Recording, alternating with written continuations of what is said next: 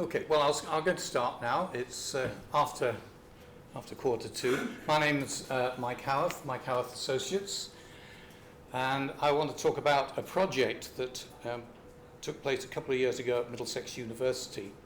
Of course, I've just, on the previous session, said everything in about 8 minutes. I'm travelling at such speed. I'm hoping that I can slow down a little bit and take things a little bit easier. The concept, and I'll have to walk over here. This project, which I want to talk about, is a typical academic setup. And in the previous session, we had an example from that at Lancaster. In the university, you get projects, and the projects come, the money comes, and this was in the good times a couple of years ago, where £8 million was available to set up for this ModNet project. I should explain that this is Middlesex University. The Institute of Workbased Learning, where I was working at the time as a lecturer and creating resources, is an organisation which you might just be interested in. It's a way of getting an academic qualification while you're in business. And I was supervising PhD students and MAs, managers, teachers, all kinds of people who didn't want to take time off. And they had live projects which involve workplace projects where students, where the people are actually earning their living, setting up something new for the company. And major stories of all kinds of international projects were coming through.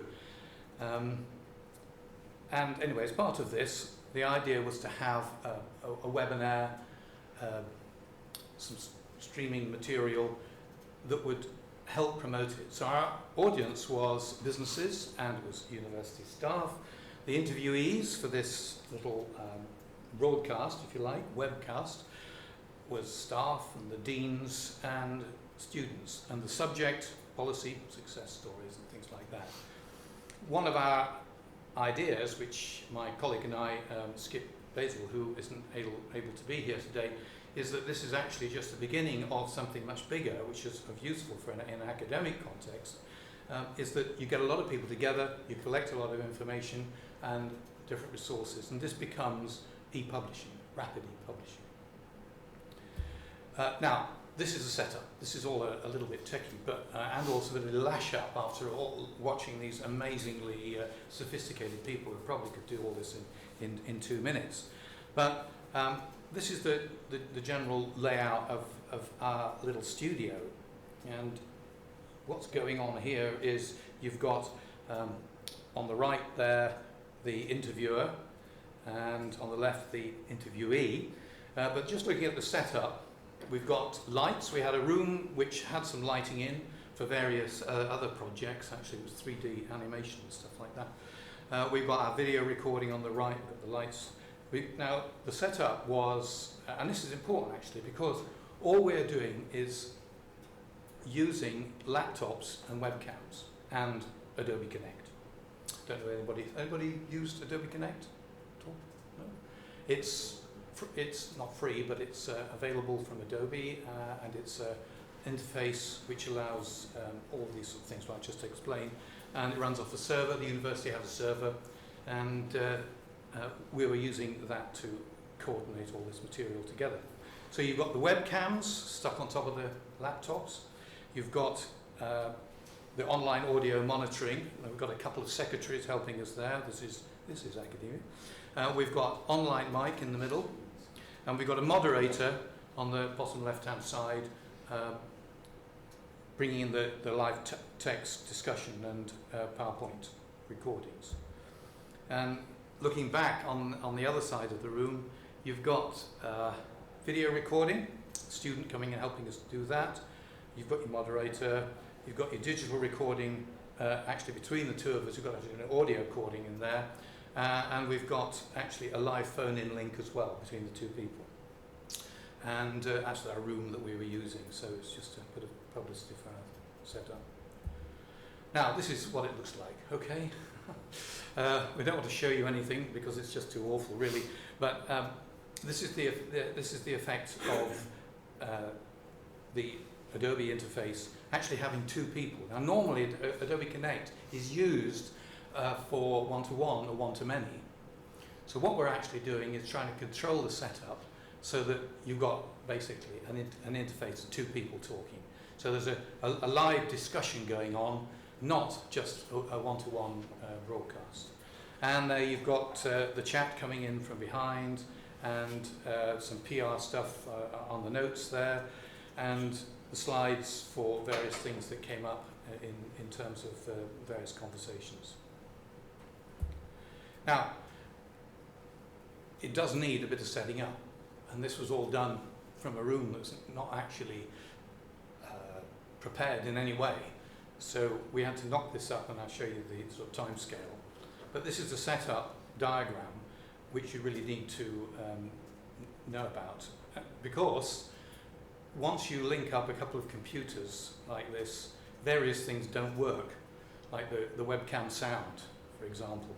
So what we've had to do is to use a USB mic to give the viewers, the viewers and the listeners, an overall perspective, linking it to one laptop, and another webcam link going into the server as well, separate webcam link, and then the internet goes to the third computer, which is really a moderator. It's a controller. It's just like broadcast, and that is controlling the audio output via the server, and then those go out to the internet, and we've got another computer here where the producer is sitting there just monitoring and seeing what happens.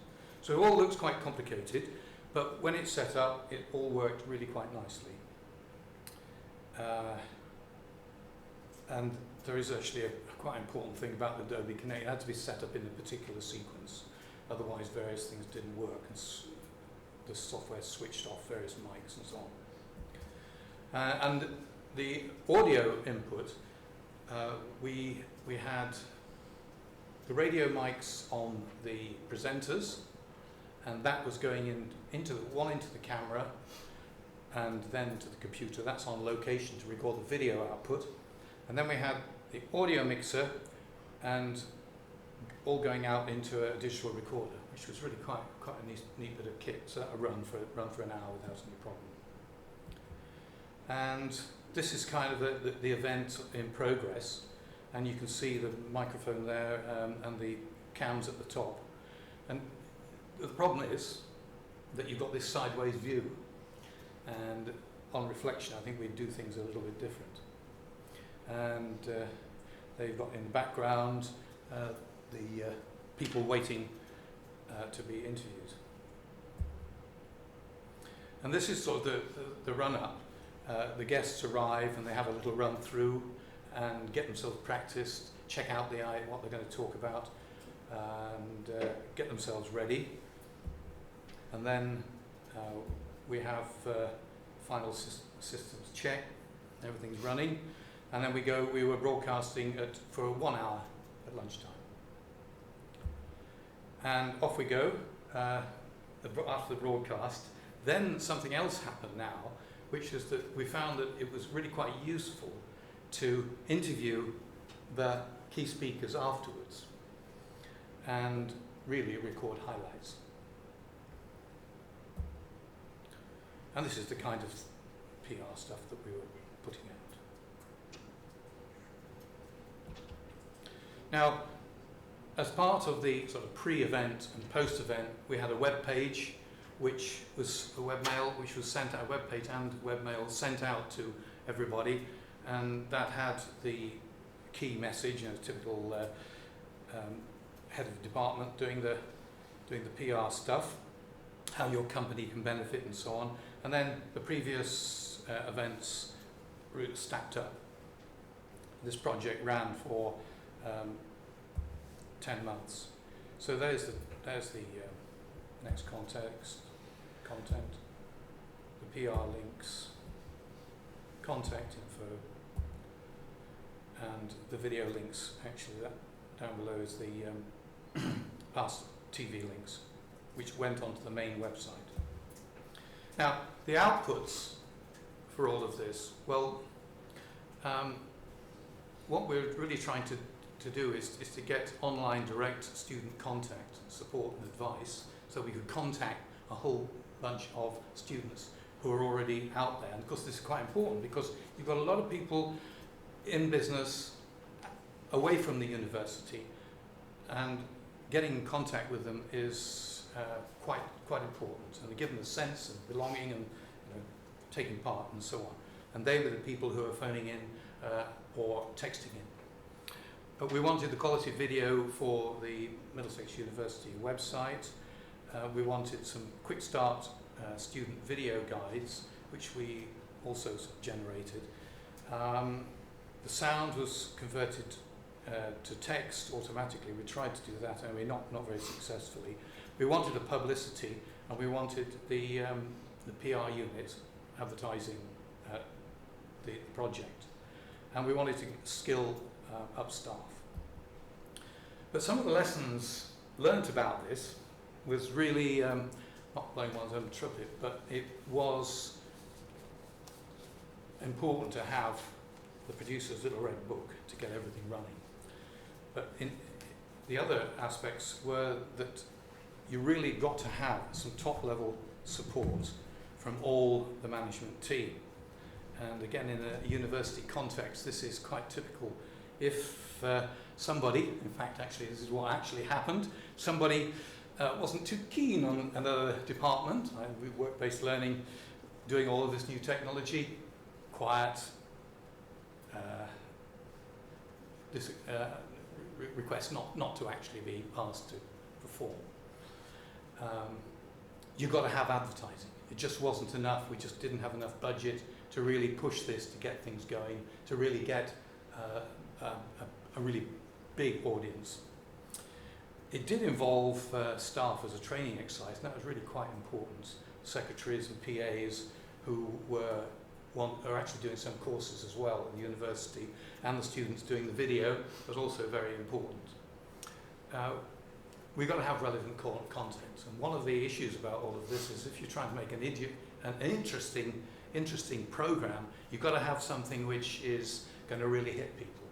And we had a structure, or a script, effectively, which dealt with things in the management's priority, which was the message from the boss, first of all, as it were. The real meat, which I thought was important, was the stories from the students who came in on board. They've just come back from being around the world, or they've just done something at a National Health Hospital or something like that. And to get some humour and enjoyment in, and it's got to have this good organisation. So the Producer's Red Book is really something which I never thought I'd ever actually see again. I could have actually dragged up all sorts of memories. I actually got my stopwatch out and ended up having to lash people into action. And it ended up with basically a production sequence. And this why should I be doing this? This is webcam time. This is freedom. This is everything. We should just not bother with all of this stuff. But in actual fact, what it ended up was the head of department or the academic might not really have remembered to turn up. He was thinking about something else. What was he going to say? I hadn't thought about it. Last minute, I'll just go and do it. So we had to phone up and talk to people. This is what I've done for years. I was surprised that actually this was the only way to control the whole situation. We had to make up get a good title for the webmail, get the questions sorted out, find the second speaker, and of course that was a real problem as well. How do you get these live people into the studio? We could do things online, but it didn't seem to work too well on that. And then it was getting all the gear together with the equipment set up, briefings for participants, and all of these kinds of things. And I just thought, well, blimey, this is like the old days. This is the old days. Why should I be doing this? But it seemed to be the way that everybody thought it was secure, and it was actually convenient for everybody to have something in the script to follow. one of the things that didn't really work too well was the idea of presenters bringing together their own audience, getting on and contacting their own people to get them to come and listen. It's not a very British thing, but it's very much an American approach to things, and you create your own group of people who want to follow you. It just didn't work. And we also had a log of recordings. So there we are. It was good organisation. That's the thing that was really needed, because it just seemed to be the way that we needed to go. It just didn't happen unless it was well organised and structured. Now, thinking about where things will go in the future on all of this, I think that certainly with the video recordings and the other material that's generated, you're going to have to think about some different teaching approaches and strategies for higher levels of presenter performance, and to organise more with the way that the sound and the lighting is set up. And these three S's: structure, content, discipline. Why should we have to run it for an hour, for example? It'd be much better to have half an hour. And the material that we generated really needs to be segmented and put into separate sections in the web page. In the end, we never got round to the rapid e-publishing model. We would like to have got more people together, but that's something for the future. And there we go. So I've covered something which is, on the face of it, supposed to be successful. In actual fact, we just learned a lot of lessons from it. And like a lot of these academic projects, the thing finished, and we are now really, I'm wanting to get other people interested in something along these lines, or the fact that you can actually do something quite reasonably sophisticated in using basic tools. Certainly there's other things I would certainly do now. It's just I wouldn't bother with a grey background, a flat, boring background. I wouldn't bother with the webcams. And why are the webcams on the top of the laptop? There's no reason for them to do that. They could have been pointing inwards across to those people. Just at that level, we were so busy trying to get things sorted, and at that time, I wasn't really thinking about it. And so there we go. That really is my presentation about that project. What I would like to do is to show you, for example, just that.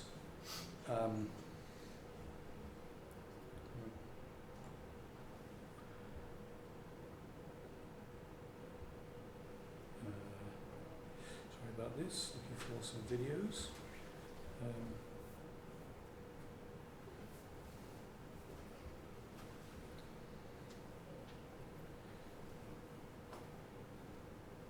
Right, sorry, I've lost my video that was in the,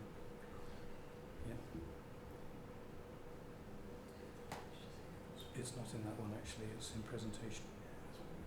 Presentation 2.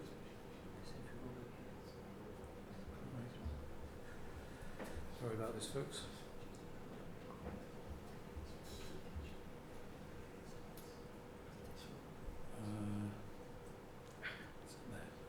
Right, dear. Now, I'm afraid that I was hoping to show you some of the videos that came out of that session. In fact, it would be very nice to have just had, it's obviously some demonstrations of the finished product, but this is a little while ago, and really the quality is really not. Doesn't really stand up to mustard, to be honest. But what I'd like to do is just move on to some of something else that we're really trying to develop now, and just to think of how you can organize your webcams. Well, first of all, before I do this, have you got any questions? Would you like to try and do something like this? No? Okay, so one of the pictures that says 7 people. I know 2 people one is the interview and the interviewer, so that's clear. Yes. Then I see 2 technicians, but at a certain picture I see 7 people. Isn't that a little bit too much, or? Well, they wouldn't something like that. There. Yeah. Or maybe. Here I see 4 people, so yes. completely clear. But well, it didn't. You've got the budget of 8 million, so that's then you have to hire people. Oh right, yes. Oh yes. Well, I know. I should have apologised for that. But as you know, where the money disappears. You know, first of all, it's top sliced. So this was actually this was actually done on an absolute shoestring. That's just. But is that? And did you also? But the other question I find, have you got created a kind of standard setting so that you come tomorrow morning, you would like to do something that you could start immediately? I do. I don't have it with me, but I mean, my red book exists as a PDF file, and I could let you have that. The red book exists as a set of pro formas which demonstrate exactly the whole process. Because what came out of the project was the report, and the report was the red book. And that just shows you, that's a document which shows you exactly how to do all of this thing. And you know, the script layout, and how to cue people, and all the sorts of things. Really, it's basically broadcasting methods. Oh, I think it was a little bit later, I may have missed this bit, but what kind of uptake did you have in terms of... Miserable. Right. Miserable, because of the whole range of factors. But you know, an institution that might be much better now, but an institution which is you know, all sorts of reasons why. First of all, the marketing, and then probably the content. The fact that it was one academic area blowing its trumpet and getting an awful lot of money. And everybody's very busy. So the principle, that's all we can do in an academic. You know, the principle is made possible to make a broadcast with Adobe Connect.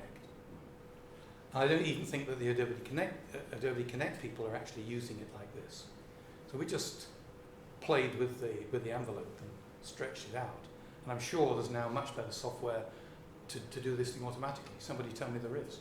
Tell me this is. Yes, tell me.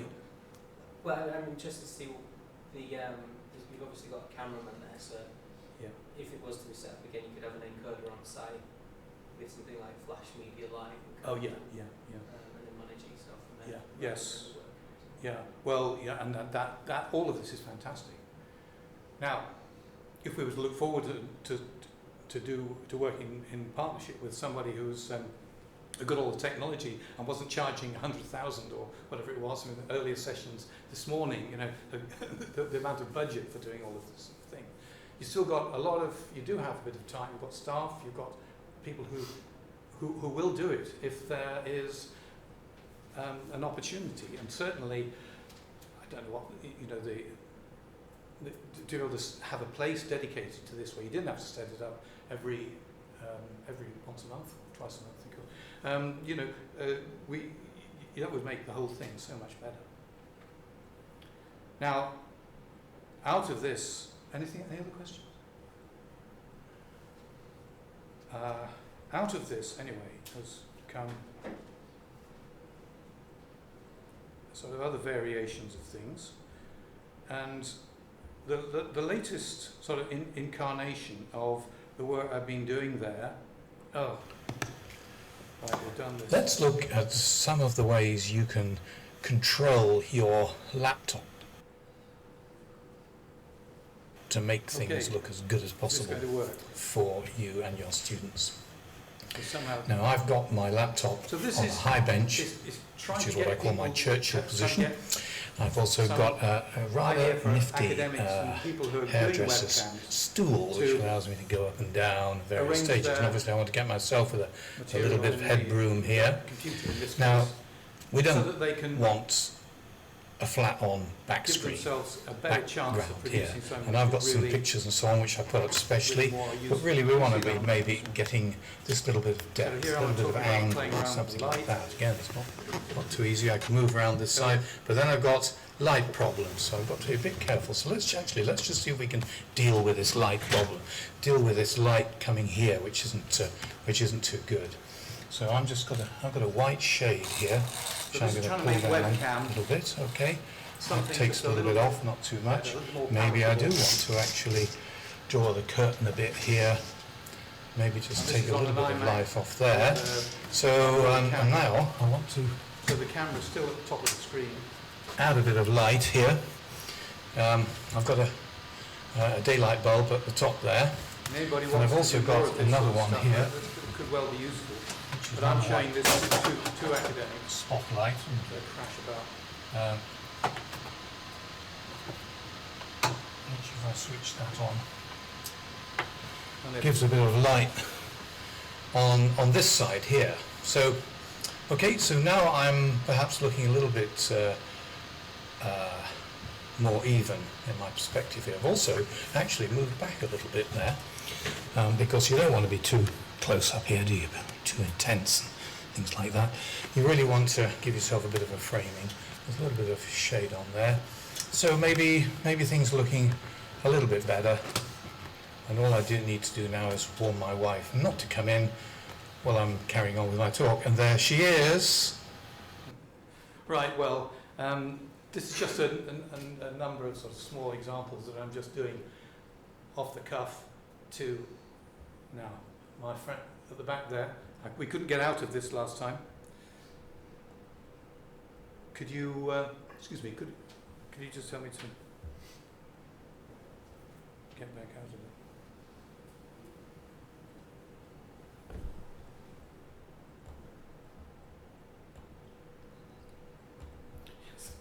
Right, okay. And people who were with the previous session might just like to just sort of see how we've taken some of this idea of the interview for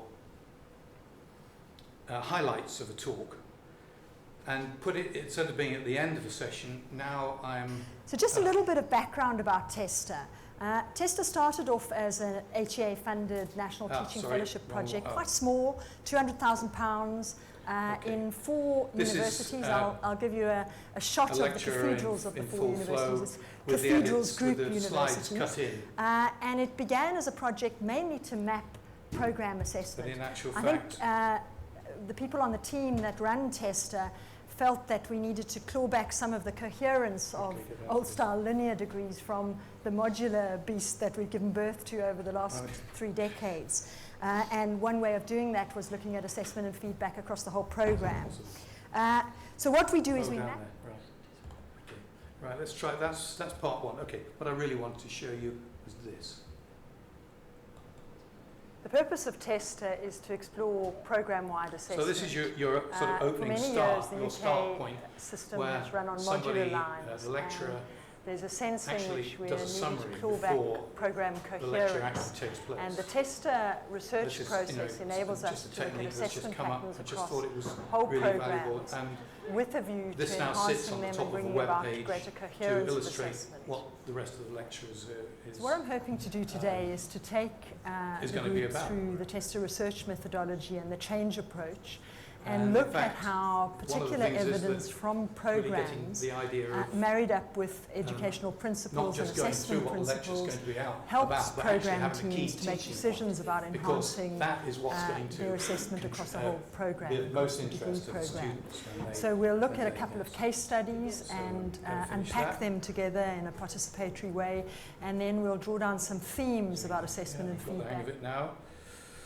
All right, okay. And what I'd like to do now is just show you some of the other things I'm doing that have come out of the project.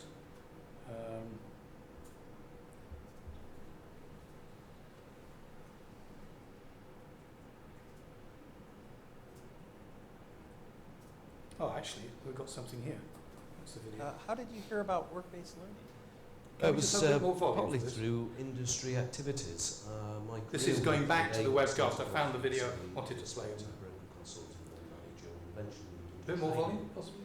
And it was in the latter period of So the here's- training here's that a- I became involved in a PhD lobbying and our corporate manager of a affairs company, activities. And doing one a of the things PhD we're very in keen on workplace was to help the learning, industry talking about forward his more profession. experience, As in just Germany, summarising it vice after the chairman of a broadcast. working group that was looking at bringing in graduates into the profession. And we had some research commissioned by a chap called Professor Ian Cunningham, who is a visiting professor, was at the time at Middlesex.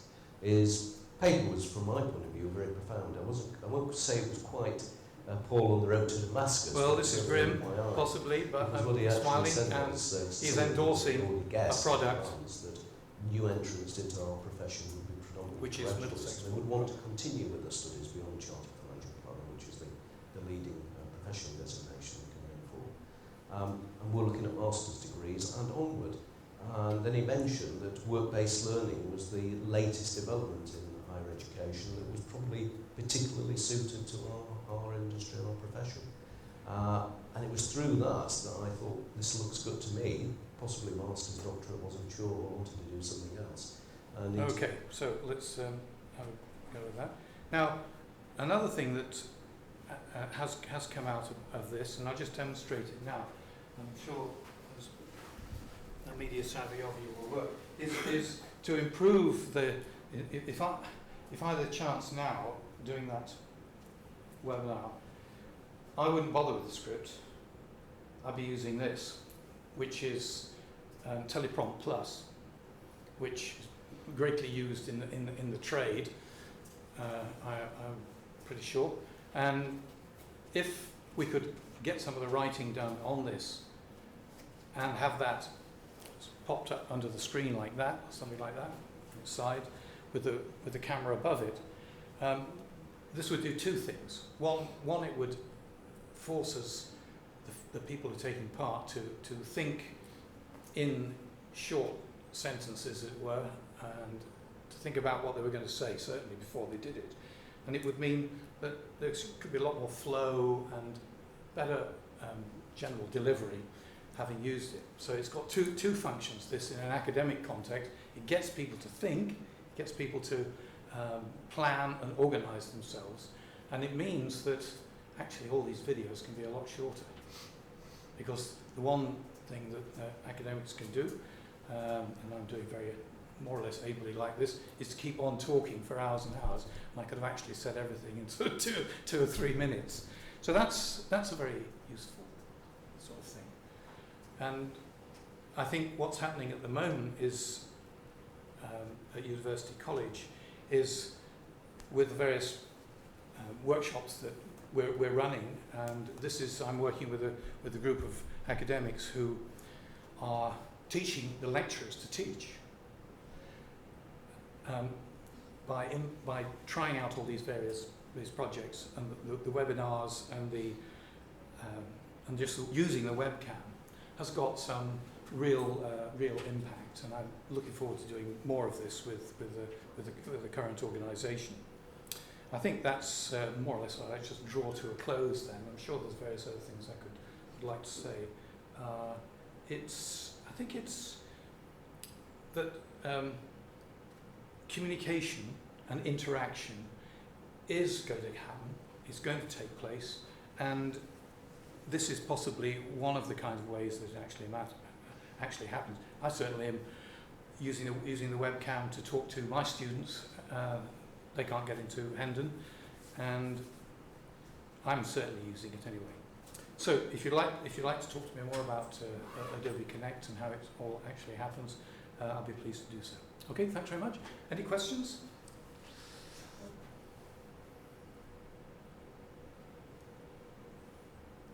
Right, okay, well, I'll call things to a halt then.